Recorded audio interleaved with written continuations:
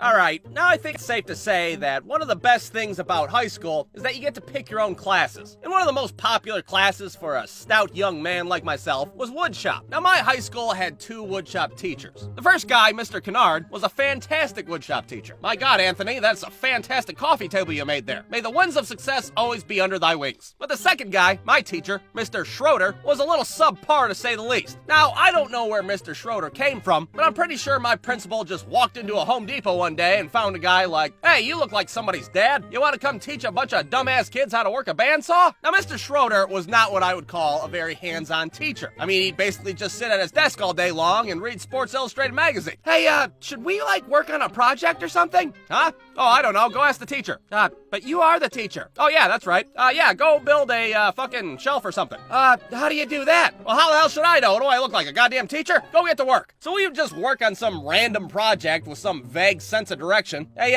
do you know how to operate the radial arm saw?" "Dude, I don't even know how to put my fucking goggles on." Hell, some of the kids wouldn't even work on the project. They just screw around all period. "Hey, you want to go throw pencils at Derek while he's on the bandsaw?" "Okay." "Ow, what the?" "Hey, stop it! That's dangerous!" "Stop it! I mean it!"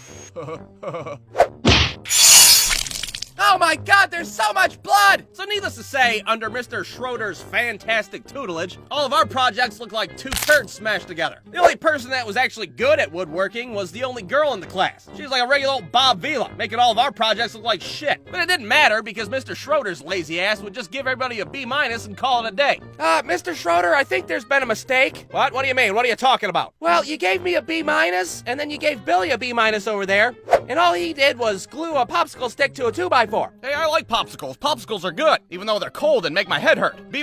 So since there wasn't much of an incentive to do well on your projects, we just made shitty things all the time. Throughout the semester, I made a box that didn't hold shit, a shelf that didn't support shit, and a stool that was built like a fucking Home Alone booby trap.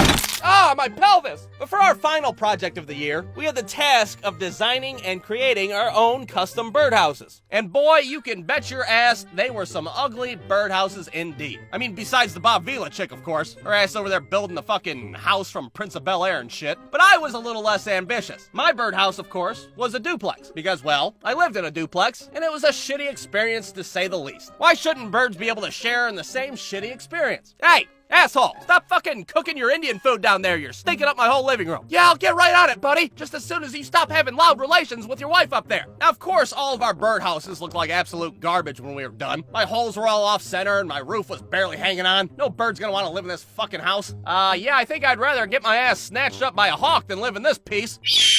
But to make matters worse, we had to display our shitty birdhouses in the hallway for like a week. You got people walking by clueless as hell. Good lord, somebody call the janitor. Who left all this garbage in the hallway? And to make matters even more worse, Mr. Kennard's class did the same project, and they put their birdhouses in the same hallway. So there you have Mr. Kennard's immaculate-ass birdhouses on the table.